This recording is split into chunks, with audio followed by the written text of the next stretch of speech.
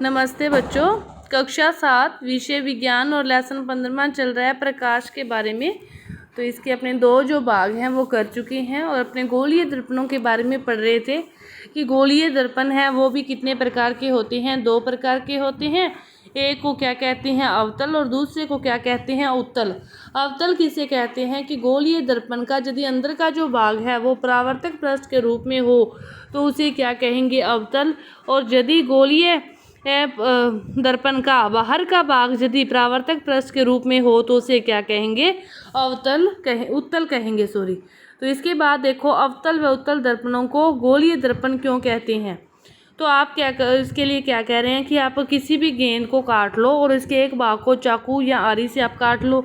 ये गेंद है जैसे, तो काटी हुई गेंद के भीतरी पृष्ठ अवतल होता है और बाहरी पृष्ठ फिर क्या कहलाएगा उत्तल कहलाएगा। मतलब अंदर का जो भाग है फिर वो गोलीय होगा ना, वो क्या कहलाएगा अवतल, और बाहर का भाग गोलीय नहीं होगा तो वह क्या कहलाएगा उत्तल कहलाएगा। तो हम जानते हैं कि किसी भी बिंब का जो समतल दर्पण द्वारा जो बना प्रतिबिंब है उसको पर्दे पर प्राप्त नहीं किया जा सकता। वह प्रतिबिंब कैसा है, आभासी प्रतिबिंब होता है। लेकिन अपने देखते हैं कि अवतल दर्पण द्वारा जो प्रतिबिंब बनते हैं क्या उनके लिए क्या सही है क्या गलत है, कि उनको पर्दे पर प्राप्त किया जा सकता है या नहीं किया जा सकता। तो 15.6 में क्या दे रखा है क्रियाकलाप में कि आप कोई भी एक अवतल दर्पण ले लो और इसके जो परावर्तक पृष्ठ है उसको क्या करो सूर्य की ओर रखकर पकड़ लो। आप कोई अवतल दर्पण लेकर जो इसका परावर्तक पृष्ठ है उसको सूर्य का प्रकाश उसके ऊपर गिरता हुआ इस प्रकार उसको पकड़ लो। तो दर्पण से जो परावर्तित प्रकाश होगा उसको एक कागज़ की शीट पर प्राप्त करने का प्रयत्न करो। तो कागज़ की शीट को तब तक आगे पीछे करते रहो आप जब तक कि वो जो सूर्य का प्रकाश परावर्तित होकर उससे आपके उस शीट पर ना आ जाए, तो आप इस एक तीक्ष्ण चमकदार बिंदु प्राप्त न हो जाए। तो दर्पण द्वारा कागज़ की शीट को कुछ मिनट के लिए आप स्थिर रखोगे। तो दर्पण और कागज़ की शीट को आप कुछ मिनट के लिए उसी स्थान पर स्थिर रखोगे तो फिर वो जो कागज़ है वो क्या वो कागज़ जलना प्रारंभ कर देगा। तो वह कागज़ जलना प्रारंभ कर देगा। तो ये जो आपको बिंदु प्राप्त हुआ है इस प्रकार जो चमकदार, यह जो चमकदार बिंदु है ये वास्तव में सूर्य का क्या है प्रतिबिंब है। तो आपको ध्यान दो कि ये जो प्रतिबिंब है वो पर्दे पर क्या है फिर बन रहा है, और पर्दे पर जो बनने वाले प्रतिबिंब है उनको क्या कहते हैं वास्तविक प्रतिबिंब। जो पर्दे पर नहीं बनते वो तो क्या है आभासी, और जो पर्दे पर बनते हैं वो कैसे प्रतिबिंब हैं वास्तविक प्रतिबिंब है। स्मरण आपको करना है कि जो समतल दर्पण द्वारा जो प्रतिबिंब थे वो पर्दे पर नहीं बन रहे थे, फिर वो प्रतिबिंब उनको क्या कहते हैं आभासी प्रतिबिंब कहते हैं। कि जो प्रतिबिंब पर्दे पर प्राप्त होते हैं उन्हें क्या कहते हैं वास्तविक प्रतिबिंब, और जो प्रतिबिंब पर्दे पर प्राप्त नहीं होते उन्हें क्या कहते हैं आभासी प्रतिबिंब कहते हैं। इसके बाद देखो 15.7 क्रियाकलाप आगे और दे रखा है कि अवतल दर्पण के अनुसार मेज पर रखे किसी भी स्टैंड और गत्ते की शीट को जैसे आगे आपको दिखा रखा है मोमबत्ती से उसकी जो दूरी है वो प्रतिबिंब प्राप्त करने का ये तरीका है, ये प्रयोग है इस प्रकार कि आपने दर्पण रखा, मोमबत्ती रखी और पर्दा है, उस पर्दे पर उस मोमबत्ती की लोगो क्या किया गया है प्राप्त किया गया है। तो जो अब मोमबत्ती है उसको दर्पण की ओर लेके आते हैं तो फिर पर्दे पर अलग अलग दूरियों पर भी क्या होगा, अलग अलग स्थितियों के लिए क्या होगा, जो प्रतिबिंब है उसकी भी स्थिति क्या होगी अलग अलग प्राप्त होगी। ये आपको अवतल दर्पण पर बनने वाले प्रतिबिंब ही हैं कि कब किन स्थितियों के लिए वो प्राप्त होता है।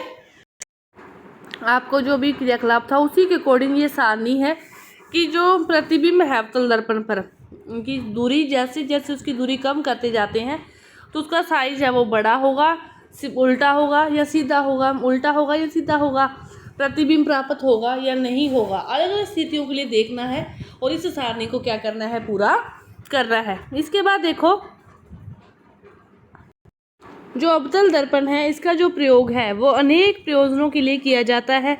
जो डॉक्टर हैं आँख नाक कान के गले का निरीक्षण करने के लिए इसी का प्रयोग करते हैं कि वो अंदर की छोटी चीज़ को क्या करें बड़ा करके आप उनको बाहर ही दिखा दें।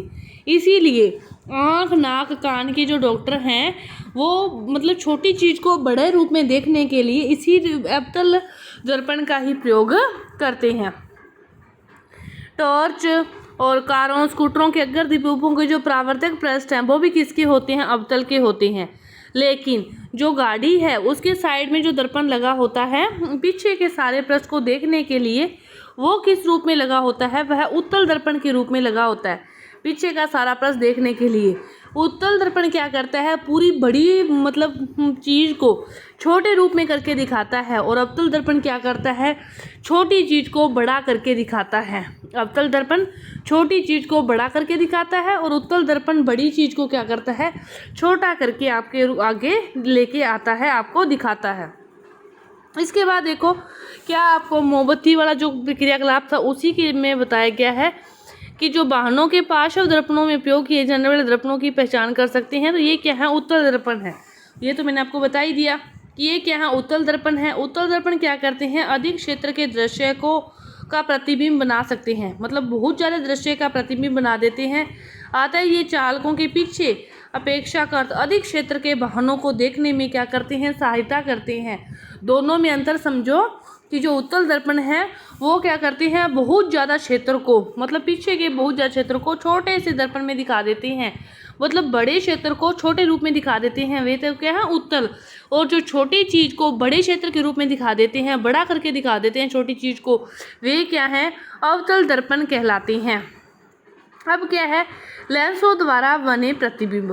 अब तक अपने दर्पण पढ़े थे, अब अपने क्या पढ़ रहे हैं, लेंसों के बारे में। आपने आवर्धक लेंस देखा होगा कि जो छोटी चीज़ को बड़ा करते हैं, तो यह क्या होता है, बहुत छोटे प्रिंट को पढ़ने के लिए उपयोग किया जाता है। संभवतः आपने इसका उपयोग कॉकरोच या केंचुए के शरीर के भागों को देखने के लिए किया होगा। मतलब जो प्रैक्टिकल करवाए जाते हैं बड़ी कक्षाओं में, आप भी जाके आगे करोगे तो उनके भागों को समझाने के लिए भी इसका उपयोग किया जाता है। आवर्धक लेंस वास्तव में एक प्रकार का लेंस ही है। ये आवर्धक लेंस क्या है, एक प्रकार का लेंस ही है। लेंस भी दो प्रकार के हैं, एक उत्तल लेंस, एक अवतल लेंस। दर्पण भी दो प्रकार के थे, एक उत्तल एक अवतल। लेंस भी दो प्रकार के हैं, एक उत्तल एक अवतल। जो किनारों से पतला है और बीच में से मोटा होता है उसे तो कहते हैं उत्तल लेंस। इसे क्या कहते हैं, उत्तल लेंस। और जो किनारों से यहाँ से मोटा है और बीच में से पतला है, इसे क्या कहते हैं, अवतल लेंस कहते हैं। जो किनारों से मोटा है और बीच में से पतला है उसे क्या कहते हैं, अवतल लेंस। और जो बीच में से पतला है और किनारों से बीच में से मोटा है और किनारों से पतला है उसे क्या कहते हैं, उत्तल लेंस कहते हैं। 15.9 क्रियाकलाप दे रखा है कि आप कोई भी एक उत्तल लेंस ले लो और सूर्य की किरणों को एक मार्ग में रखते हैं, तो आप क्या देखते हैं कि जो सूर्य की जो किरणें हैं वो आगे उसके ऊपर से जाकर एक चमकदार बिंदु उस पर ऊपर प्राप्त नहीं होता, दिखाई नहीं देता इसके पर्दे पर, लेकिन ये आगे जाकर लेंस के जो आगे जाकर उसको प्रकाश को क्या कर देती है, इकट्ठा कर देती है।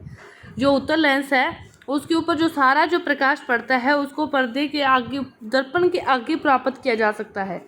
और जो अवतल लेंस है वो क्या कर देती है, उस प्रकाश को आगे कई भागों में खिलार देती है।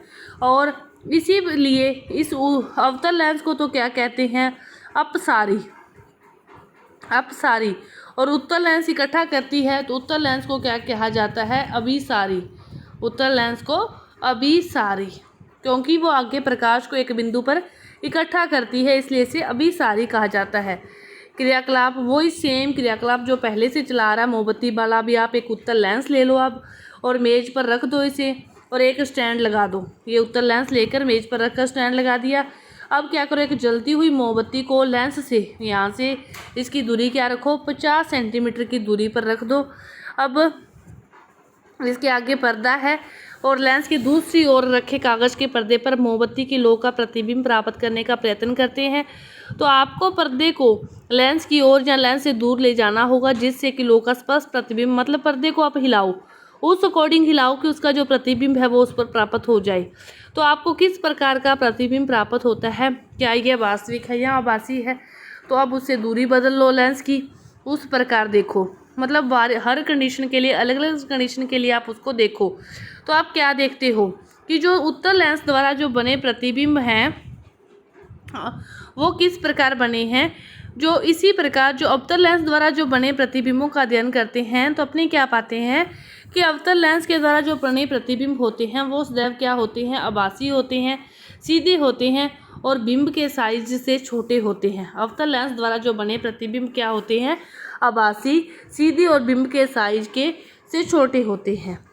मतलब दोनों ही के लिए ये प्रयोग करके देख सकते हो आप। इसके बाद देखो सूर्य का प्रकाश या श्वेत प्रकाश, तो इसको अपने क्या करेंगे? अगली वीडियो में करेंगे। धन्यवाद।